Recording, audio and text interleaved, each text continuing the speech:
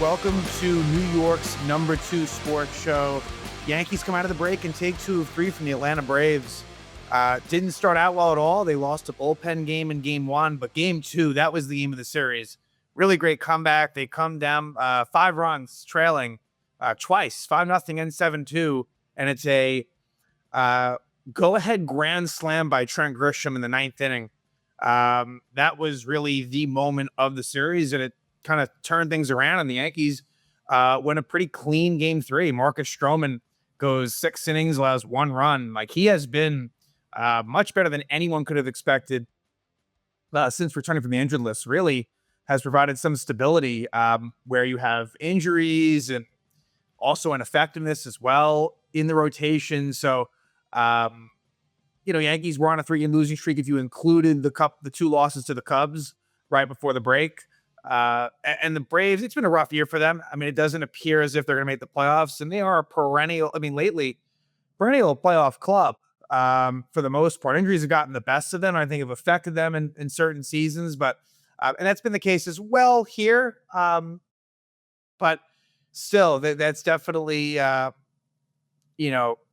one of the bigger disappointments of this Major League Baseball season, and the Yankees take advantage of that, heading into a massive series with the Toronto Blue Jays in Toronto. Toronto just doesn't lose.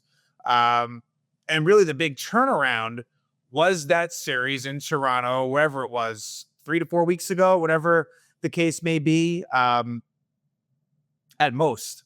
Probably more 3 weeks, if anything. And now it's a 3-game set in Toronto. Yankees have 3 games back of the Blue Jays. Yankees are 55-44.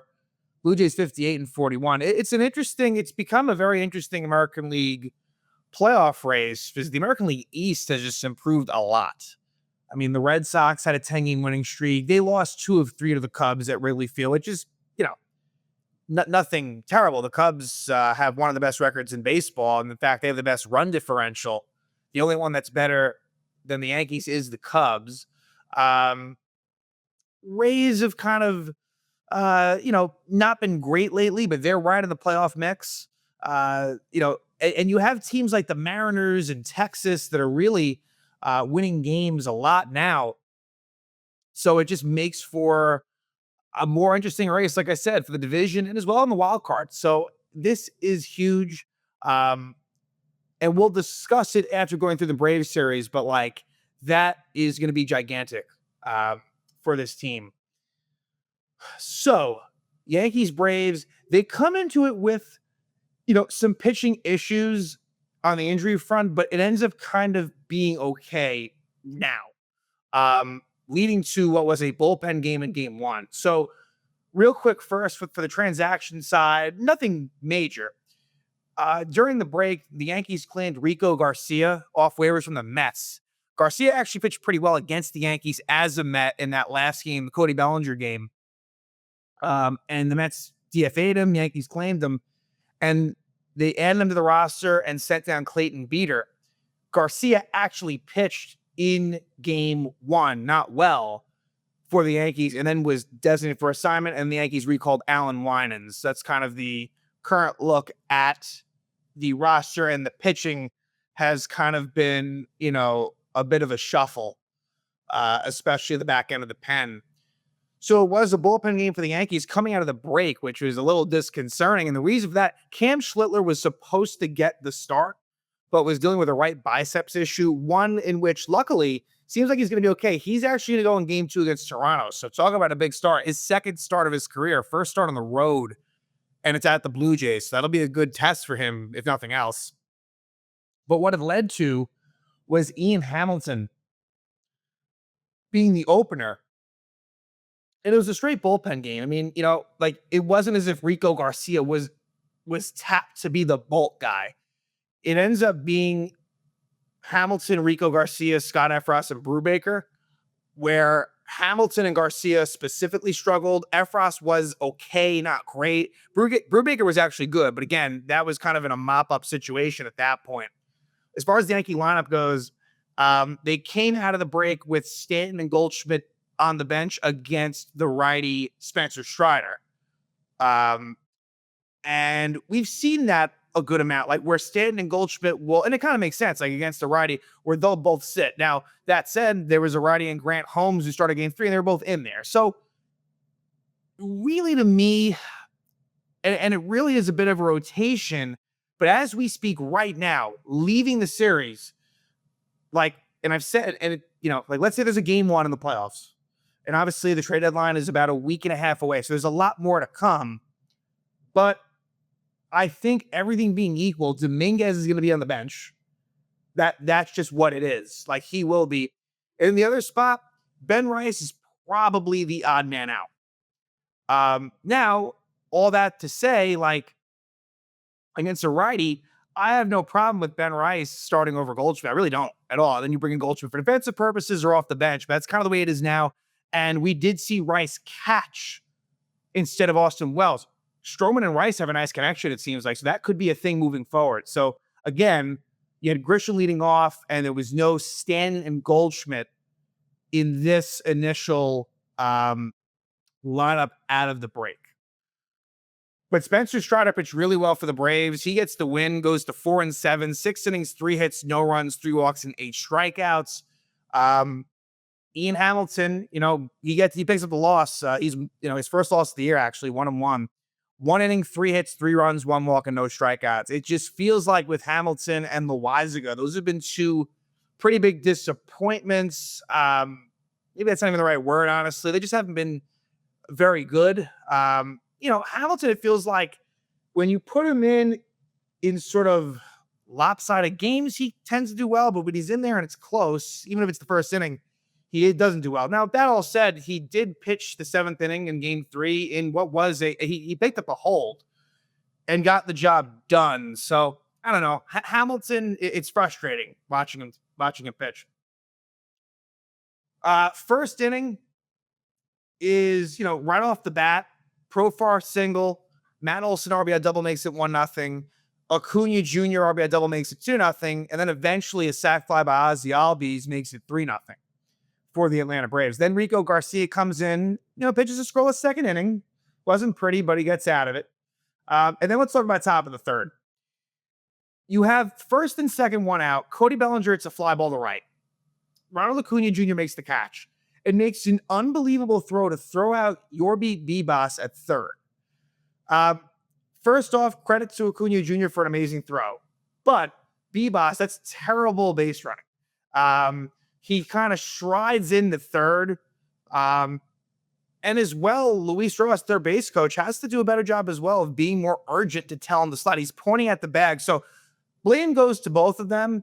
And Boone was frustrated after the game. It's one of those things where if it was more of a veteran and it was the same thing done, I feel like Boone wouldn't have been as hard, on the player. But since it's Bibas, and deservedly so, but you just want it to be consistent. But yeah, he said it can happen again, and it can. It's concerning that you see these young players coming through the system that are making these just bad fundamental mistakes. It was an embarrassing play, despite the fact that it was an amazing throw. That's a double play, and Judge would have been up for, as the tying run in the 3rd inning. Like, the game was still in reach. And then that happens. And then the bottom of the 3rd, it totally comes unglued as it's a 3-run homer for Ozzie Albies, his 8th homer of the year to make it 6-0. So Rico Garcia gets hit hard. Then in the bottom of the 4th, Garcia is replaced by Scott Efros, and you get an RBI. You get a triple by Acuna Jr., and then a fairly lucky infield RBI steal for Drake Baldwin. So it's not as if Efros did anything horrible, but does allow that run right there in the 4th, makes it 7-0 Braves. And then let's go to the 7th. Aaron Bummer comes in, and the Yankees did a really good job against the Braves bullpen, specifically in games 1 and 2, and just in general. But you get a 1-out double by Ben Rice and a lefty spot as well. And then a 2-out single for Austin Wells sets it up for 1st and 3rd no out. Giancarlo Stanton, as a pinch hitter for Bibas, gets a 2-run double. So Stanton, who historically has not been great as a pinch hitter, has been looking pretty good. I mean, in general, he had a great series. Like, Stanton is looking locked in, which is great to see. Makes it 7-2. Then Dylan Lee comes on, another lefty. Grisham walks. You get an RBI single by Bellinger. to make it 7-3. So the Yankees kind of making it interesting to the point where Judge is up in a spot where like that was the biggest chance the Yankees had, and Judge strikes out.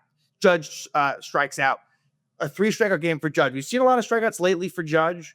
But that all said, he's still been, I mean, he ends up hitting a home run in game 3. So, again, it's going to be hard to find a series where Judge doesn't make a big impact. Brubaker does a nice job for his 3 innings pitched. Yankees don't get a whole lot going. There was a double by Ben Rice in the 8th off of Pierce Johnson. And in the 9th, pretty easy work by Raisel Iglesias. And it's a win for the Atlanta Braves, 7-3. In a pretty, ugly game for the Yanks, honestly, in many ways. Game 2 was looking like more of the same. And Will Warren was on the mound for the Yanks. Got off to a pretty good start, and then it all came undone. He really struggles on the road. Will Warren is someone that I think, as long as he stays healthy, is going to be in the rotation for most of this regular season. But come playoff time, especially on the road, you don't feel good about that. And I don't think that's the plan. I think if Will Warren's starting playoff games, that's probably not a good sign. So he goes 3 2/3 innings, 5 hits, 5 runs, 3 walks, and 5 strikeouts for the Braves. Actually, a really good start out of left-hander Joey Wentz. And it was actually his first start of the season. Did a fantastic job. 4 innings, 2 hits, no runs, 1 walk, and 2 strikeouts. But then the Yankees really got to the pen of Atlanta. As far as this lineup was concerned, Dominguez on the bench, Ben Rice on the bench. And really this lineup, sans Austin Wells, really doing a nice job from like the 5th inning on. Really, putting together quality at-bats. So Atlanta, they're the one that take the lead in the 3rd. Michael Harris, the 2nd, with his 7th homer of the year, makes it 1-0 Atlanta. And then it's the 4th where it just gets really, really bad for Will Warren. 2-out rally. Drake Baldwin double, Sean Murphy walk, and then Ozzie Albies does it again. Ozzie Albies with a 3-run shot. So back-to-back games, the 3-run shots make it 4-0. Then a Nacho Alvarez Jr. single, Michael Harris, the 2nd walk.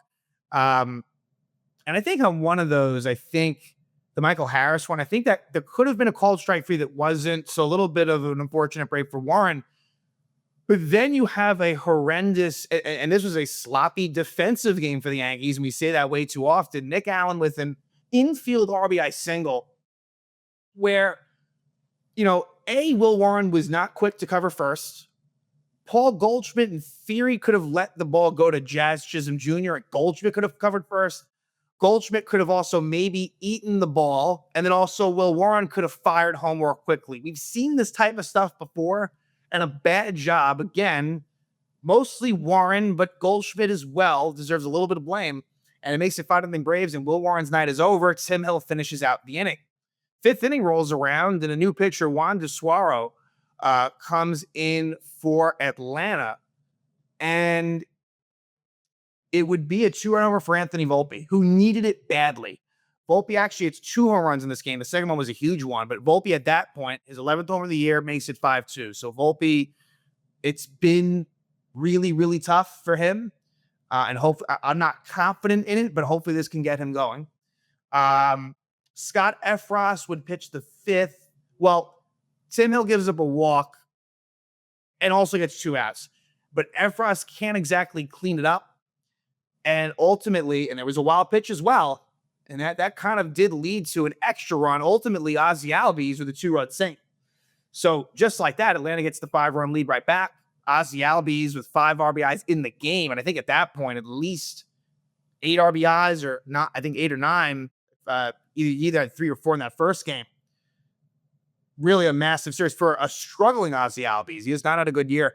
Makes it 7-2. So again, Scott Efros, who I've been hoping that he can kind of elevate himself into maybe some sort of medium level role. It just doesn't seem like it's quite happening. So it's back to 7-2, but the Yankees off of Angel De Los Santos, who was terrible as a Yankee last year. I don't know why Brian Cashman traded for him. He really was bad for Atlanta. Bellinger single, Judge single, Stanton walk, RBI single Chisholm Jr. They bring on Rafael Montero. The Yankees kind of chip away with some runs. A Trent Grisham fielder's choice. Everyone's safe. Makes it 7-4. Volpe Safly makes it 7-5. Austin Wells RBI grounded makes it 7-6. A Ben Rice pinch hit walk, pinch hitting for Peraza, and then Goldschmidt strikes out. So not a great at bat for Goldschmidt there, but ultimately they cut it to 1. And then Jonathan Loaisiga, it's a 2-out rally again, and the Braves get a run back. 2-out walk Profar, a wild pitch. Again, these wild pitches are killing the Yanks. And then a Matt Olson RBI single makes it 8-6. Then in the 7th, Yankees get the 1 back. So it's just Yankees getting close, but not quite tying it. But Pierce Johnson is in, and Cody Bellinger, it's his 17th homer of the year, makes it 8-7. Then at the bottom of the 7th, Boone leaves in Loaisiga. And boy, did it almost cost him. I didn't understand it. I know the bullpen, is in a bit of a rough spot, but Loaisiga ultimately 1-out single, walk and hit by pitch, and Luke Weaver comes on and saves the day. The unsung hero of Game 2 is Luke Weaver, who's looking a lot better lately. Again, Loaisiga is a major concern. He's not looking good. Weaver is. He strikes out Harris the second, and then he gets Nick Allen a flyout. That kept the Yankees in the game, setting it up for Anthony Volpe off the lefty Dylan Lee to hit a game-time homer at second of the game, 12th of the season, ties it up at 8. 8s are wild in the 8th inning in Yankees Braves. Luke Weaver as well pitches a scoreless 8th inning. So we go to the 9th. Raisel Iglesias, who pitched the night before, and Paul Goldschmidt lead off double. It was a play that Michael Harris II probably could have made. Wasn't an easy play, but Goldschmidt with a double. Bellinger, unfortunately, does not get the runner over. Intentional walk Judge. Big walk by Stanton. Bases loaded, 1 out, and Jazz Chisholm Jr. absolutely scalds a line out to the third baseman, Nacho Alvarez Jr. A great catch by him.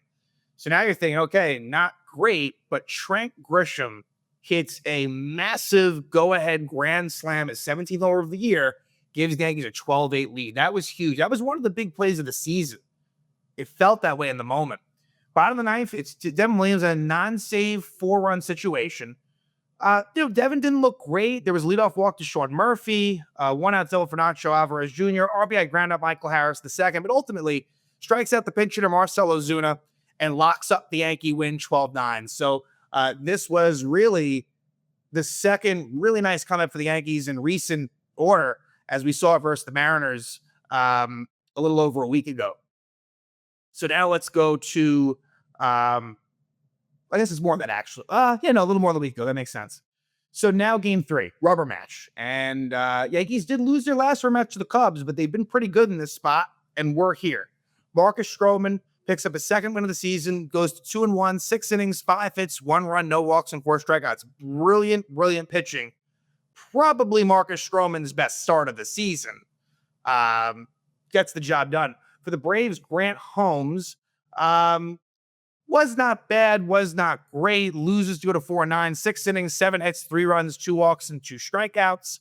On the bench in this one would be Trent Grisham, even though he was coming off of that grand slam. Austin Wells on the bench as well, as Ben Rice would catch. And that's kind of a way to get Ben Rice in the lineup. And again, Stroman and Rice have a nice rapport. So Aaron Judge, who really was, quite honestly, pretty quiet the first couple of games of the series, he homers in the first inning. His 36th homer of the year. He's 2 homers behind Cal Raleigh for the lead in that department. 1-0 Yanks. Then a little bit of a 2-out rally. Stanton single, and Giancarlo has just been really, really good. I mean, the batting average is up to 286, OPS 863, and that's just Stanton really not hitting for much power. Like, he's walking a lot more. He's looking good, and just got to hope he stays healthy.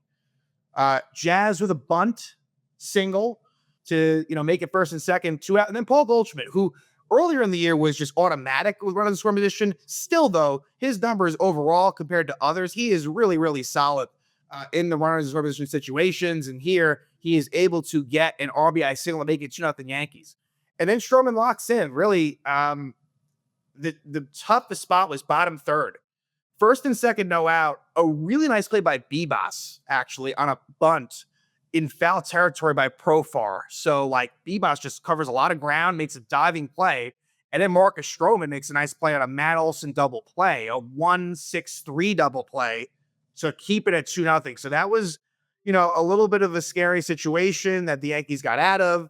And then in the top at 6, against Grant Holmes, Stanton single, 1 out Goldschmidt walk, 1 out Rice walk. Volpe does not get the job done. Volpe with a ground out to third to get the runner out at home, but then Bebas hit by a pitch. That was pretty big. To get that one extra run there makes it 3-0. Dominguez grounds out again. A rough series for Jason Dominguez for sure. Did not do well in games 1 and games 3. Matt Olson does homer, so the Braves get that 1 run back. 18th homer of the year for Olson makes it a 3-1 game. The one mistake that Marcus Stroman made on the day. Then in the 7th off of Dane Dunning, leadoff walk Judge, and then with 2 out, a Jazz Chisholm Jr. RBI double. So the Yankees, again, doing a good job. They now get that run back again. So it's a 3-run lead, 4-1. Ian Hamilton comes on and gives the Yankees 1 to 3 innings. So, was hit hard. The first batter always hit the ball hard, but still a really nice job by that for Hamilton. So, he's certainly been very consistent at best. Peraza would come in for defensive purposes, as well as Ben Rice, as well as Trent Grisham. So a lot of defensive switches where Bebas comes out, Rice comes out, and Dominguez comes out. Sam Hill, with a scoreless 8th, did allow a pinch hit single to Sean Murphy, but other than that, did well. And then the bottom of the 9th, Devin Williams does allow a leadoff homer to Ronald Acuna Jr., his 13th homer of the year, but after that, strikes out Drake Baldwin, Ozzy Albies pops out, and Marcelo Ozuna grounds out. Yankees win the series, win the game 4-2, and a nice 2 of 3 in Atlanta. And now it's set up for Yankees Blue Jays. Yankees were swept in 4 games in Toronto not long ago. This is big. And the matchups are as follows. Carlos Rodon versus Kevin Gausman. Now, Rodon was a bit of got a hard luck, no decision that last series. And Rodon is coming off of a really, really dominating versus the Cubs. Yankees need Rodon in a major, major way. That's got to happen. Now, the key, Vlad Guerrero owns Rodon. So just like John Schneider will do with Judge, you got to pitch around Guerrero. That's just the way it is, especially Rodon. So Rodon versus Kevin Gausman. And Gausman has had his struggles versus the Yankees. He kind of was able to navigate through a no decision his last outing. He was okay, but Gausman, this matchup is one that you got to win. To me, Rodon Gausman is one that you got to win. Game 2 is going to be a little bit tougher for the simple fact that Cam Schlittler, you just don't know what you're going to get. And Max Scherzer actually pitched well against the Yankees last outing. It was a no decision. I think he had to be really one mistake. I think maybe the Jazz on a homer, but that all said, it's not as if Scherzer's his old self. So we'll see what this game brings, but game 2 will be a little bit tougher. And then game 3, Max Fried coming off of the blister. That's the thing. Fried didn't get that Atlanta start, which I'm sure he was looking forward to, but gets an arguably bigger one for the Yankees against the Blue Jays. And it's good to see that Fried really essentially, I guess you could say, kind of missed a start, kind of, sort of. So hopefully the blister thing is behind him. And he wasn't great against the Blue Jays. He got the no decision. He gave up a big 3-run homer in that one. But also the defense let him down as well. And it's Chris Bassett for the Blue Jays. Now, Bassett did a good job of getting out of jams. He got the win in that game 4 where Clark Schmidt got, we saw Clark Schmidt for the last time this season. So Bassett, he's had a good year. He's 10-4, 3.89 ERA. This will be, to me, the best, not that Gausman versus Rodon is a bad one, but really Fried Bassett to me is the premier pitching matchup of the series. But this is going to be big. The Blue Jays are real. It's great. The Blue Jays are 58-41. They're playing really good ball, just winning baseball, right? They're not necessarily dominating teams, but they're finding ways to win often. So I'm hoping the Yankees can take 2 of 3, right? And to me, games 1 and 3, that is the avenues to get it done. Not to say that's the way it's going to go, but, because sweeping the Blue Jays in Toronto, that's just an unrealistic ask. It just is. You have to, be aware of that. So to me, 2 of 3, but nothing less. As it is, you're down by 3 games on them. Just gain a game. Gain a game, go 2 games back, and, you're right there with them. Now, look, if you lose 2 of 3, it's not as if it's a disaster. And quite frankly, that may be the outcome. But I think coming off of losing those 4 to Toronto, Yankees got to be out for blood. And this is a really big litmus test series in the way of just like, not necessarily Toronto for what they are, more for the Yankees and just being able to bounce back and respond to that adversity. And where the American League East kind of flipped in that one series. So hopefully they can get it back. So, but off to a good start. Road trip out of the break, starts in Atlanta, and they win 2 of 3, and now they will head north of the border to take on the Toronto Blue Jays.